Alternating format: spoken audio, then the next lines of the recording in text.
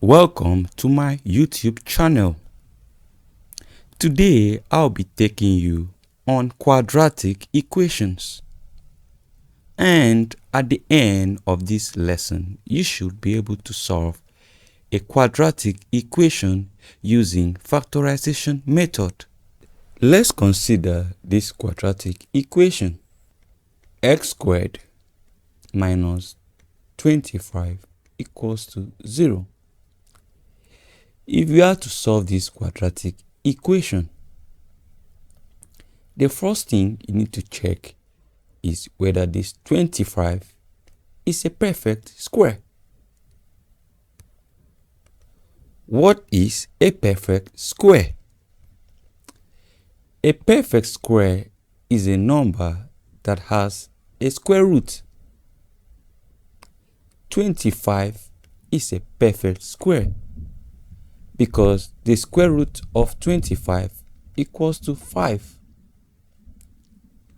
16 is a perfect square because the square root of 16 equals to 4. 9 is a perfect square because the square root of 9 equals to 3. 4 is a perfect square because the square root of 4 equals to 2. Now that you know what a perfect square is, you can solve this particular equation. For you to solve this particular equation, you make use of what we call difference of perfect squares. In difference of perfect squares, you will find the square root of x squared, and the square root of x squared is x. So you open your bracket and write in x. Then the square root of 25 is 5. You have your 5 in here. Then you open your bracket again and you have your x, and 5 equals to 0. Then in between this x and 5 you put in plus, and in between this x and 5 you put in minus. The next step is for you to equate each of these factors to 0. So you have x plus 5 equals to 0 and x minus 5 equals to 0. For the first x plus 5 equals to 0, you solve for x.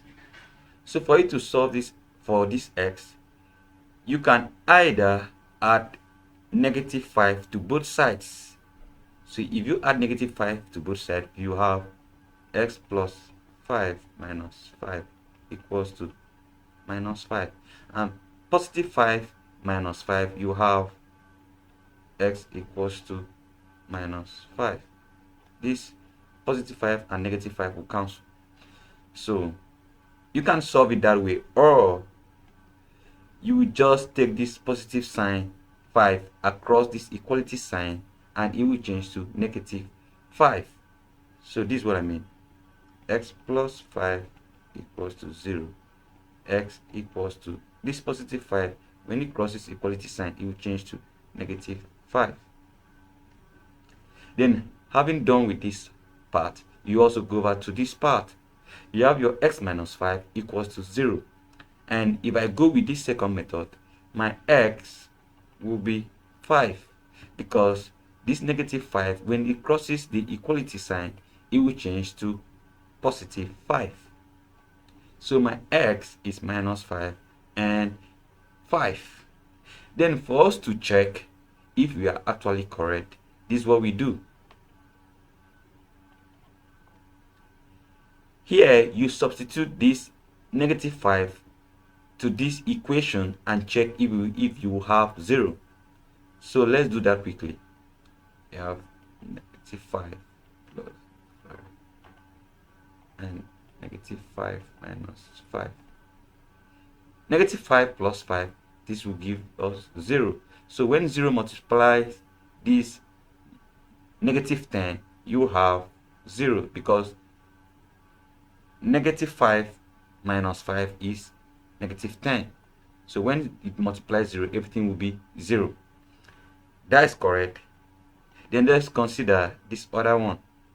So if you have 5 plus 5 and 5 minus 5.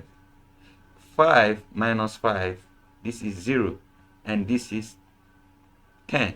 So when 0 multiplies this, everything will be 0.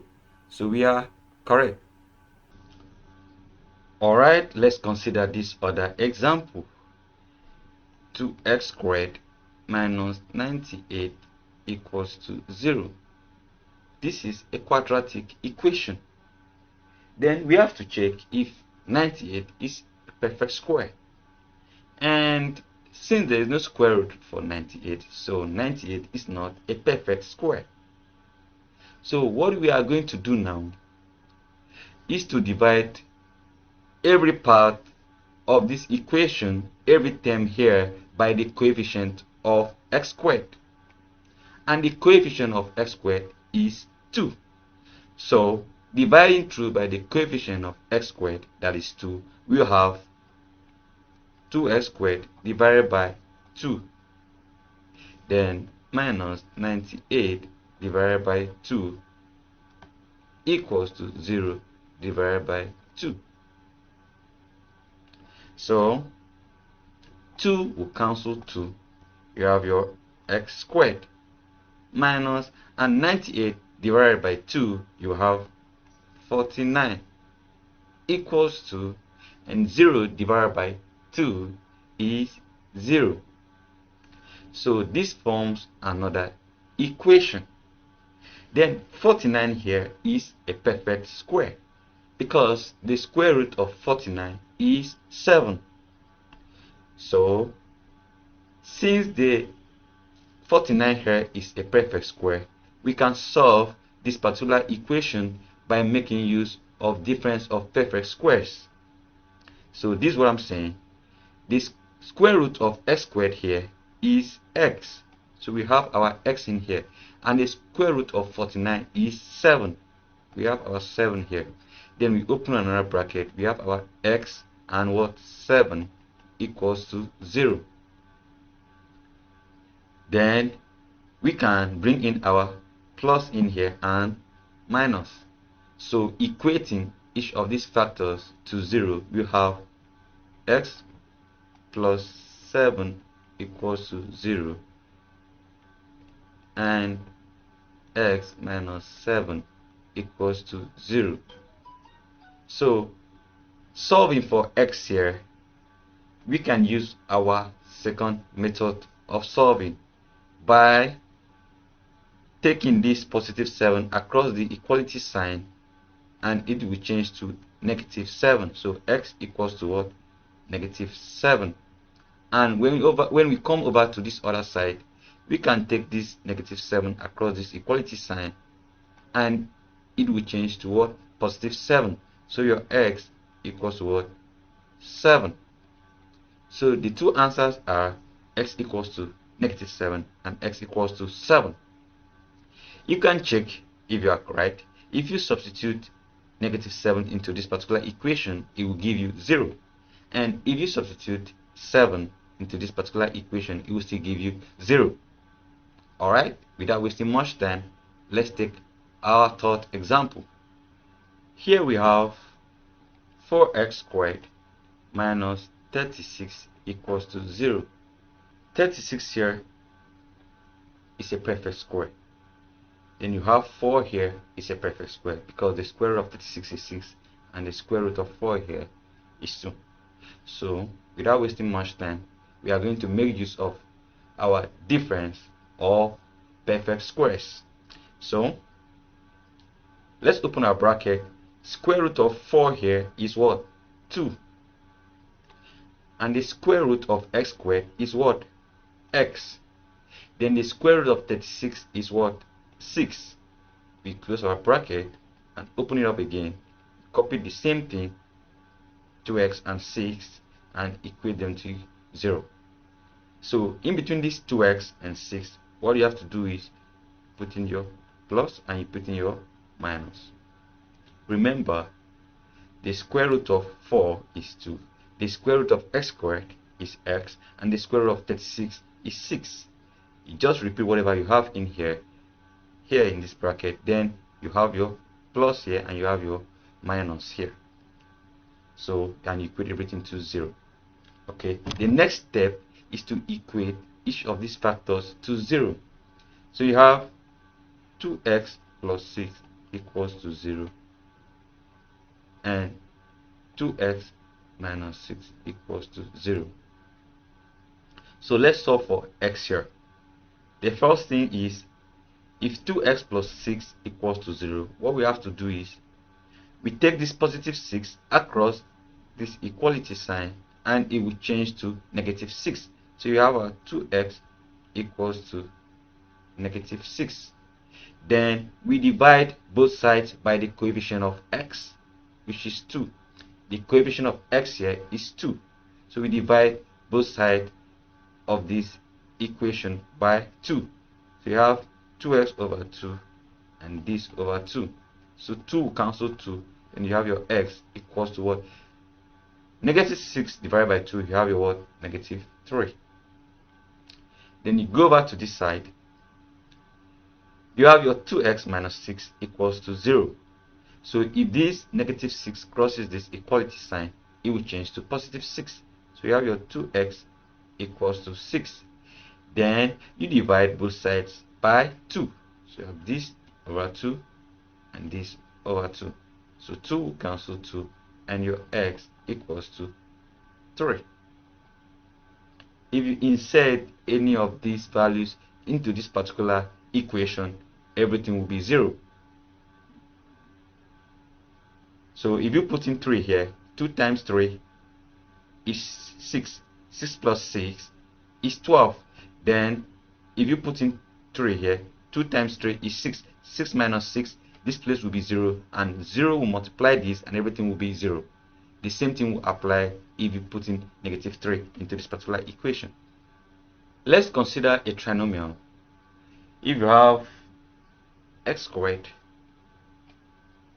plus 5x plus 6 equals to 0. This is a trinomial and this is a quadratic equation. We are making use of factorization method, and in factorization method you need to consider the coefficient of x squared, and the coefficient of x squared here is 1. So for you to make use of factorization method effectively, you need to find two numbers that when you add it will give you 5, and when you multiply it will give you 6. So you need two numbers that when you multiply you have 6, and when you add you have 5. So let's write out the factors of 6. The factors of 6, we have 1 and 6, because 1 times 6 is 6. Then the next one, let's consider 2. 2 and 3. 2 times 3 is 6. Now we also need two numbers that when you add those two factors you must have 5, and the 5 here is positive 5. So you need two numbers that when you multiply you have positive 6, and when you add you have positive 5. So going by that condition, 2 and 3 are the likely factors, because 2 plus 3 you have 5, and 2 times 3 you have 6. So the next thing is you have your factors being written out. You have x plus 2 and x plus 3 equals to 0. So the next thing is you equate each of these factors to 0. So you have your x plus 2 equals to 0 and x plus 3 equals to 0.